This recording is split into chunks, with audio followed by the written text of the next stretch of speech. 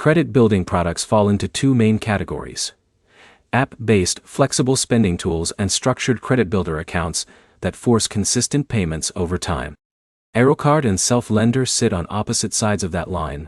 By the end, you'll know how each one builds credit, what you're actually paying for in both systems, and which option is more stable if your goal is improving your credit profile step by step. Start with Self-Lender from Self Financial. This is a structured credit building product where you take out a small installment loan that is held in a secured account.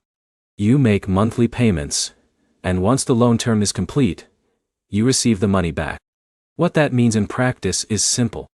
It forces a repayment history to be created, which is important because payment history is one of the strongest factors in credit scoring. The system is built around consistency, not flexibility. Now look at Arro Card. Arro is more of a mobile-first financial product that evaluates your financial behavior through app activity instead of a fixed loan structure. It focuses more on usage patterns and account behavior, rather than a locked installment plan. That difference changes how you interact with it daily. Self-Lender is predictable. You make fixed payments on a schedule. Arro is more flexible.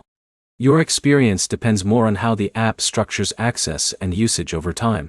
Now the key question: which one works better for credit building? Self-Lender is usually stronger for structure-based credit building because it creates a clear payment record that is easy for credit bureaus to interpret. Every on-time payment builds a visible history of consistency, which is what lenders look for most. Arro can still contribute to credit building, but it depends more on how consistently it reports your activity and how your usage aligns with its internal system. That makes it less rigid, but also less predictable compared to a fixed installment loan model. So here's the real breakdown. If you want a forced savings-style system that builds credit through structured monthly payments, Self-Lender is the more stable option. If you prefer a flexible app-based experience that adapts to your financial behavior, Arro offers more freedom but less structure. Both can help improve credit when used correctly, but they work differently. One builds credit through disciplined repayment history. The other builds it through ongoing financial activity patterns. Quick recap. Self-Lender is structured and predictable. Arro is flexible and behavior-based.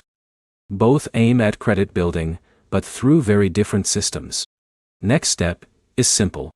Decide whether you want forced structure or flexible usage, then commit to one system long enough to build a consistent payment or activity record. Like and subscribe for more clear breakdowns of credit tools without the confusion.